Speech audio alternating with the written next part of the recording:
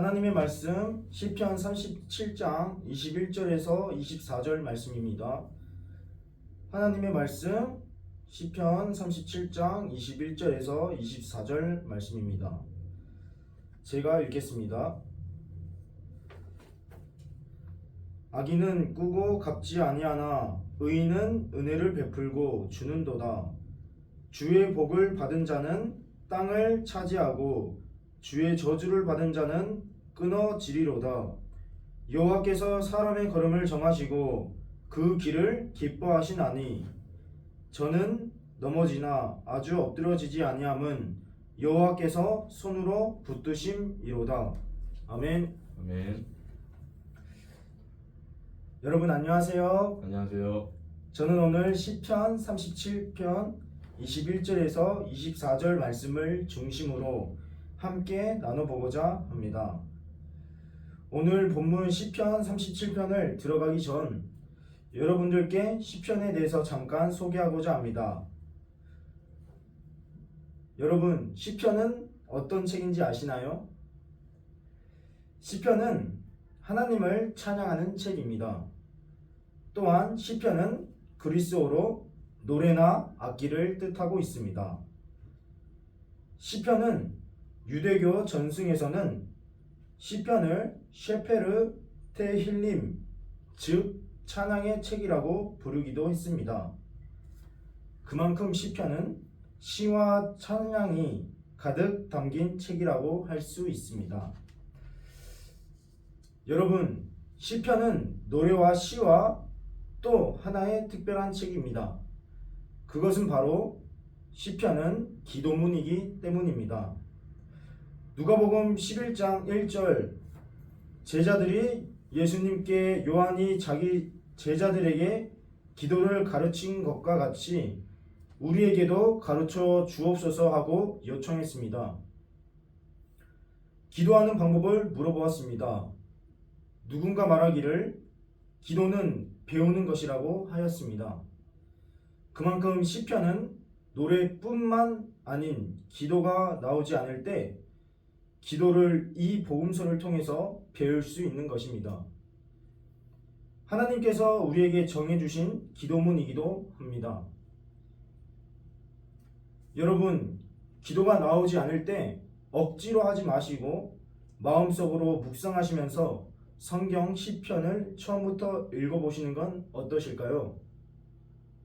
그리고 저희의 삶에서의 모든 문제를 가지고 시편을 한번 묵상해 보시길 바랍니다. 시편은 그만큼 저희에게 많은 위로와 예수님의 사랑을 경험할 수 있음을 확신합니다.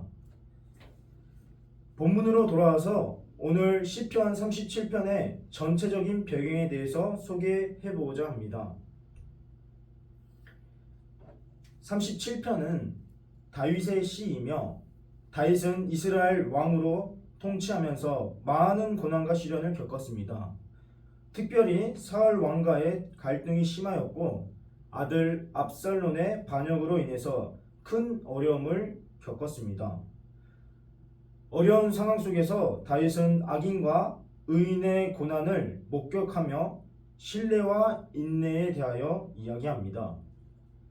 또 37편은 의로운 삶을 사는 것과 악인의 멸망에 대하여 강조하여 말하고 후에 하나님께 대한 신뢰와 기다림의 중요성에 대하여 말하고 있습니다. 시편 37편에서 나오는 의인과 악인은 무엇을 뜻하고 있을까요? 오늘 시편 37편에서 의인은 세 가지로 말할 수 있습니다. 첫째, 의인은 하나님을 믿고 그분의 인도하심을 따르며 하나님의 말씀에 순종하는 사람입니다. 둘째, 의인은 다른 사람에게 선한 영향을 미치는 도덕적인 삶을 살며 정직하고 공정하고 타인을 돕는 태도를 나타내고 있습니다. 또 마지막으로 의인은 자신의 삶에서 어려운 시련과 고난이 찾아와도 오로지 하나님만을 의지하며 희망을 잃지 않는 삶을 살려고 합니다. 그렇다면 반대로 악인은 어떠할까요? 악인은 하나님의 뜻을 무시하고 자신의 욕망대로 삶을 살아가며 정직하지 못하며 다른 사람들에게 해를 끼치며 자신의 이익을 위해 타인을 속이고 약자를 괴롭히며 하나님의 법과 사랑을 경시 여기는 사람을 뜻합니다. 그렇습니다. 이렇듯 의인과 악인의 차이에 대해서 확실히 알 수 있습니다. 저는 오늘 시편 37편을 통해서 의인의 삶을 축복하시는 하나님이라는 제목으로 함께 은혜를 나누고자 합니다. 첫째입니다. 의인은 하나님의 축복하는 삶입니다. 본문 말씀을 다시 한번 보겠습니다. 악인은 꾸고 갚지 아니하나 의인은 은혜를 베풀고 주는도다. 주의 복을 받은 자는 땅을 차지하고 주의 저주를 받은 자는 끊어지리로다. 오늘 본문에서는 악인은 극심한 가난한 삶을 의미하고 있습니다. 그가 가난할 때 취하는 태도에 대해 말하고 있는 것입니다. 반면 의인은 스스로 필요를 채울 충분한 소유를 가지고 있으며 다른 사람을 돕는 위치까지 서게 됩니다. 22절은 복을 받은 자와 저주받은 자에 대하여 말합니다.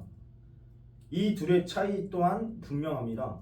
바로 하나님의 은혜의 복을 받았느냐 아니면 받지 못했느냐의 차이입니다. 이 해석을 통해 우리는 분명한 사실을 알 수 있습니다. 의인의 삶을 통해 나타나는 태도와 그에 따르는 하나님의 축복과 하나님께서는 의인을 결코 버리시지 않는다는 것입니다. 여러분의 삶은 하나님께서 축복하시는 의인의 삶인가요? 아니면 악을 행하는 삶인가요? 한 마을에 두 상인이 있었습니다. 한 상인은 정직하게 사업을 운영하며 항상 고객에게 최선을 다했습니다. 그는 물건의 가격을 공정하게 책정하고 고객이 실수로 잘못 계산한 경우에도 항상 정직하게 알려주었습니다. 그의 가게는 신뢰를 바탕으로 운영되었고 많은 사람들이 그를 찾아왔습니다. 반면 다른 상인은 이익만을 추구하며 불법적인 방법으로 장사를 했습니다. 그는 품질이 낮은 물건을 비싼 가격에 팔고 고객의 신뢰를 저버리는 행동을 일삼았습니다. 그는 단기적인 이익을 위해 친구를 속이기도 했습니다. 처음에는 그에게 큰 수익이 돌아왔지만 시간이 지나면서 그의 가게는 점점 고객을 잃게 되었습니다. 어느 날 첫 번째 상인이 지역 축제에서 특별 할인 행사로 물건을 팔기로 했습니다. 그는 고객들에게 진정한 가치를 제공하며 많은 사람들이 그의 가게를 찾았습니다. 사람들은 그의 공정함과 신뢰를 높이 평가하며 자발적으로 그의 가게를 추천했습니다. 그 결과 그는 평생 동안 지속적인 고객을 얻었고 그의 사업은 번창하게 되었습니다. 반면 두 번째 상인은 고객의 신뢰를 잃어버렸고 결국 그의 가게는 문을 닫게 되었습니다. 그는 자신의 잘못을 깨닫고 후회했지만 이미 너무 늦었습니다. 그렇습니다. 여러분, 저의 삶이 의인의 삶을 살아가는 참된 그리스도인들이 되시기를 바랍니다. 하나님께서는 이 세상을 창조하셨고 저희를 의인의 삶으로 살게 하려고 십계명을 만드시고 이 땅에 직접 오셔서 저희에게 의인의 삶이 무엇인지 몸소 보여주셨습니다. 저희에게 모범 되시는 예수 그리스도의 의인의 삶을 닮아가는 저와 여러분이 되시기를 간절히 바랍니다. 저희의 일상에서 사단의 유혹으로 인해 혼돈이 올 때 그 순간 기도하시길 바랍니다. 하나님께서 우리의 마음을 열어주시고 의인의 삶을 살 수 있도록 구하시길 바랍니다. 하나님께서는 의인을 절대 버리시지 않으신다고 약속하셨습니다. 매일의 삶에서 우리에게 의인의 축복을 주시길 원하시는 하나님의 말씀을 묵상하며 삶을 살아가는 저와 여러분이 되시기를 간절히 바랍니다. 둘째입니다. 하나님께서는 저희의 삶을 계획하시고 인도하십니다. 저는 어렸을 때 명절이 되어 온 가족이 함께 모이면 항상 듣는 이야기가 있었습니다. 그게 무슨 이야기였을까요? 여러분들도 정말 많이 들었을 이야기인데요. 그 중에 저는 이 이야기를 참 많이 들었던 것 같습니다. 그것은 나중에 미래에 뭐가 되고 싶냐고 물으셨습니다. 진서가, 넌 나중에 커서 뭐가 되고 싶니? 꿈은 뭐니? 넌 잘하는 게 뭐니? 좋아하는 게 뭐니? 라고 삼촌들과 어른들께서는 물으셨던 기억이 납니다. 그때마다 저는 이렇게 답했습니다. 기관사가 되는 게 제 꿈이에요. 이야기를 들었던 어른들은 웃으며 다시 물어보았습니다. 진서가 왜 기관사가 되고 싶어? 라고 물었을 때 저는 어려서 아무것도 몰랐던 저는 이렇게 대답하였습니다. 왜냐하면 사람들을 편하게 데려다주고 무엇보다 빠르고 멋지니까요 라고 답하였습니다. 명절 때마다 항상 무궁화 새마을호를 타고 올라갔던 그 추억이 너무나도 인상이 깊었던 저는 그렇게 대답하였습니다. 지금 돌아보면 그때의 시절에만 꿈꿀 수 있었던 것 같습니다. 이처럼 저희는 어렸을 때부터 성장하면서 어른이 되었을 때 이루고 싶은 꿈을 위해서 달려갑니다. 하지만 그 꿈을 이루기 위해서는 정말 많은 고난과 유혹, 어려움 등 많은 것들이 방해를 합니다. 마치 일부러 누군가 방해하는 것처럼 느낄 때가 많이 있습니다. 그때마다 포기하고 넘어질 때가 많이 있습니다. 여러분들께 질문 하나를 드리겠습니다. 자신의 미래를 이루기 위해서 하나님의 뜻을 온전히 구하며 나아갔나요? 아니면 내가 잘하는 것과 좋아하는 것을 찾아서 나의 희망과 바람으로 꿈을 가지게 되었나요? 깊이 생각해 보시길 바랍니다. 만약 구하지 않았던 길이라면 그 길은 오로지 하나님께 묻지 않은 자신의 길인 것입니다. 저도 진로를 위해서 고민을 많이 하던 그 시절 하나님께 간절히 기도도 드렸습니다. 하나님, 제가 과연 신학과에 가는 것이 맞나요? 아니면 이곳에서 일을 하는 것이 맞을까요? 제가 가는 길이 하나님의 길이 맞다면 그 길대로 인도하여 주세요. 라고 기도하였습니다. 후에 하나님의 인도하심으로 신학과를 입학하여 지금 이곳까지 오게 되었습니다. 이처럼 하나님께서는 저희에게 각자의 길을 통해서 하나님의 섭리를 경험하게 해주시고 그 경험을 통해서 저희의 삶을 하나님께로 인도하게 됩니다. 그러므로 온전히 하나님께 계획하시는 그 길을 구하는 귀한 경험을 하게 되시길 바랍니다. 본문으로 돌아와서 여호와께서 사람의 걸음을 정하시고 그의 길을 기뻐하시니, 여기서 정하신다는 말은 명하신다, 세우신다, 적절하게 하신다, 지도하신다는 뜻을 말하고 있습니다. 즉 인간의 삶의 여정은 하나님의 안내와 통제 아래에 있다는 뜻을 의미하고 있습니다.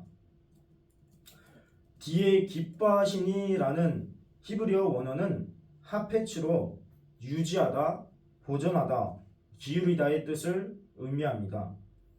이는 의인의 여정에 대한 하나님의 계속된 관심, 지도를 드러내는 표현을 말하고 있습니다. 성경에서는 하나님께서 걸음을 정하시고 함께 하시겠다는 귀한 말씀이 많이 기록되어 있습니다.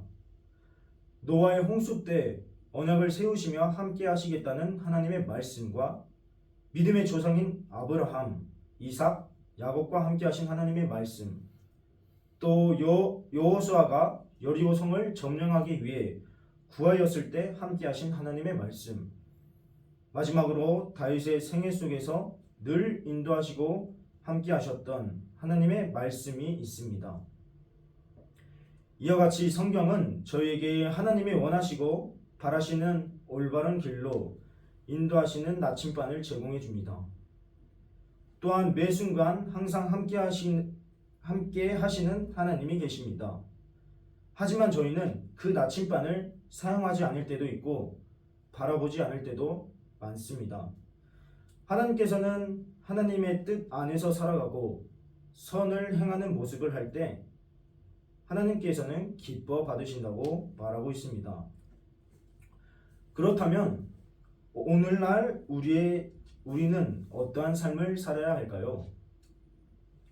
우리에게는 답이 정해져 있는 것입니다. 우리의 모든 계획과 길을 하나님께 맡기는 것입니다. 우리의 삶에서 일어나는 모든 결정을 기도하며 하나님께 인도를 구하는 삶, 하나님의 뜻을 따르려고 노력해야 하는 것입니다. 어떠한 결정을 할 때 우리는 하나님의 말씀과 기도로 먼저 믿음으로 구하며 응답을 인내로 기다리는 것입니다. 우리의 삶이 이렇게 하나님을 찾게 된다면 하나님께서는 평안과 기쁨을 경험하게 해 주실 것입니다. 하나님께서는 우리의 모든 발걸음을 인도하시고 축복해 주실 것을 확신합니다. 여러분들의 앞으로의 모든 인생길에 있어서 길이 하나님께서 기뻐 받으시는 선한 길이 되어 그리스도의 길, 의인의 길을 걸어가는 저와 여러분이 되시기를 바랍니다. 마지막으로 셋째입니다. 하나님께서는 넘어진 저희를 일으켜 세우십니다. 여러분, 처음 겪게 되는 일을 할 때는 항상 두려움과 설렘이 가득합니다. 모두 그런 경험을 해보셨나요? 저의 이야기를 잠깐 하려고 하는데요. 저는 어린 시절 처음 자전거를 탔을 때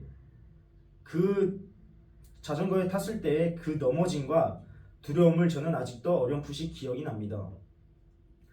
초등학생이 되었을 때 한참 하고 싶었던 것도 많고 여러 가지 호기심도 많았던 저는 어느 날 자전거 타기를 연습하게 되었습니다. 처음 자전거를 탔을 때 중심을 잡기 위해서 양쪽 옆에 보조바퀴를 달아서 자전거를 타기 시작했습니다. 점차 적응하여 보조바퀴를 분리하고 나서 처음 자전거를 타려고 할 때 두근거리고 긴장되던 기억이 납니다. 이제 발을 떼고 페달을 밟으려는 순간 넘어지고 중심을 잘 잡아도 조금은 잘 가다가 넘어지고 했었습니다. 그때마다 너무 어려워서 포기하고 싶다는 마음이 굉장히 많이 들었는데요.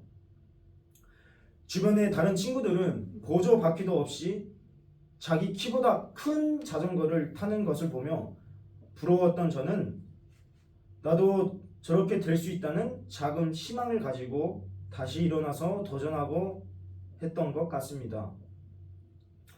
포기하지 않고 도전을 했던 저는 나중에 멋지게 자전거를 타며 등하교를 하게 되었습니다.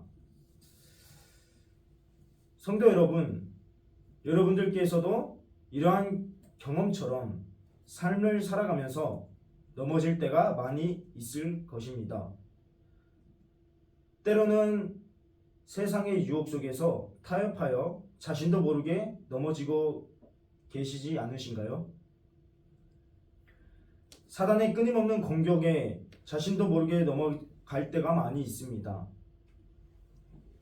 그때마다 넘어졌다고 자책하는 것이 아니라 지금까지 인도하신 하나님의 손을 잡으며 다시금 일어나시길 바랍니다. 성도 여러분, 의인의 길은 굉장히 어렵고 때로는 너무나도 힘들게 하는 경우가 많습니다. 세상의 압박과 고통에 치여서 포기하고 넘어질 때가 있더라도 다시 일어설 수 있는 힘은 오로지 하나님께로 받을 수 있습니다. 세상의 것을 좋아하며 그것을 품고 있는 사람은 재앙을 만나면 참 쉽게 무너지는 것을 잊지 마시길 바랍니다. 본문으로 돌아와서 그는 넘어지나 아주 엎드려지지 아니함은 여호와께서 그의 손으로 붙드심이로다. 본문 말씀에서 넘어지나라는 히브리 원어 나팔은 문자적으로 한번 넘어지다, 떨어지다, 내동댕이 치다, 던지다라는 의미입니다. 베들레헴의 만나 주석은 이렇게 기록되어 있습니다. 이 말이 의미하는 바는 의인이 죄에서 빠져든다는 것이 아니라 때때로 불행해지고 실망하기도 한다는 것입니다. 한편 이 묘사는 여행하는 나그네가 때로 땅 위에 넘어지는 모습, 즉 항상 성공적이지만은 않은 인생의 여정길을 드러내 주지만 그 넘어짐이 아주 종국적 멸망은 아니다라고 말합니다. 계속해서 본문 말씀에서 아주 엎드려지지 아니함의 원어의 문자적인 뜻은 땅에 몸이 닿을 정도로 넘어지지 않는다는 것입니다.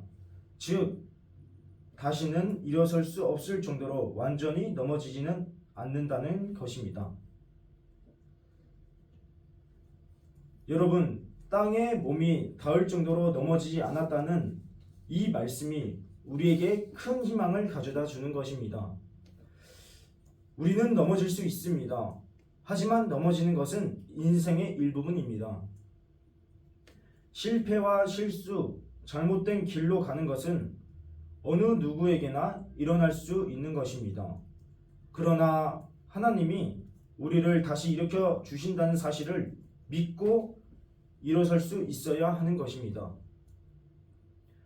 의인은 7번 넘어질지라도 다시 일어나려니와 악인은 재앙으로 말미암아 엎드려지느니라. 잠언 24장 16절 말씀입니다. 계속해서 시대의 소망 670페이지는 이렇게 말합니다. 환경들은 우리를 모든 지상의 친구로부터 분리시킬지는 모르지만 어떤 환경도 어떤 먼 거리도 우리들을 하늘의 보혜사로부터 분리시키지 못한다. 우리가 어디 있든지 어디를 가든지 언제나 그분은 우리를 지지하시고 붙드시고 격려하시고 위로하시기 위하여 우리의 오른편에 계신다. 두려워 말라, 내가 너와 함께함이라. 놀라지 말라, 나는 내 하나님이 됨이라. 내가 너를 굳세게 하리라. 참으로 너를 도와주리라. 참으로 나의 의로운 오른손으로 너를 붙들리라. 아멘. 이사야 41장 10절 말씀입니다. 의인의 삶을 걸어가시는 여러분, 저의 삶에서 죄로 인하여 넘어지고 슬퍼하며 때로는 어려움과 실수가 있을 수 있으나 하나님께서 저희를 붙드시고 계셔서 완전히 무너지지 않게 하신다는 사실을 반드시 기억하시길 바랍니다. 자신의 강한 손이 저희를 붙드시고 보호하신다는 사실과 저희의 삶의 매 순간마다 하나님께서 함께 하시며 인도하시고 보호하신다는 확신을 가지시길 바랍니다. 저희에게는 아무 힘이 없습니다. 오로지 하나님께서만 넘어진 저희를 붙잡아 주시며 일으켜 세워 주십니다. 이 사실을 기억하며 앞으로 넘어졌더라도 다시 역경과 고통을 이겨내고 여호와의 그 손이 저희 모두에게 항상 함께 하신다는 사실을 기억하시길 간절히 바라며 오늘 말씀을 마치겠습니다. 기도하겠습니다. 하늘에 계신 하나님 아버지, 오늘 저희에게 의인과 악인의 경험을 할 수 있게 해주셔서 감사합니다. 저희의 삶 속에서 많은 경험을 할 때 인생에 있어서 큰 두려움이 있을 때, 고통이 있을 때, 고난이 있을 때 넘어질 때가 많이 있습니다. 하지만 하나님께서는 저희의 오른편에 항상 계시고 저희를 붙드신다는 사실을 기억합니다. 저희가 삶을 살아갈 때에 저희와 항상 함께 하시겠다는 하나님의 말씀을 기억할 수 있게 하여 주시고, 저희의 두려움과 유혹과 고통이 오로지 하나님을 통하여서 치유되고 또 그로 말미암아 저희가 영적으로 더욱 성장할 수 있도록 인도하여 주세요. 저희의 삶을 항상 인도하시는 예수 그리스도의 이름으로 간절히 기도합니다. 아멘.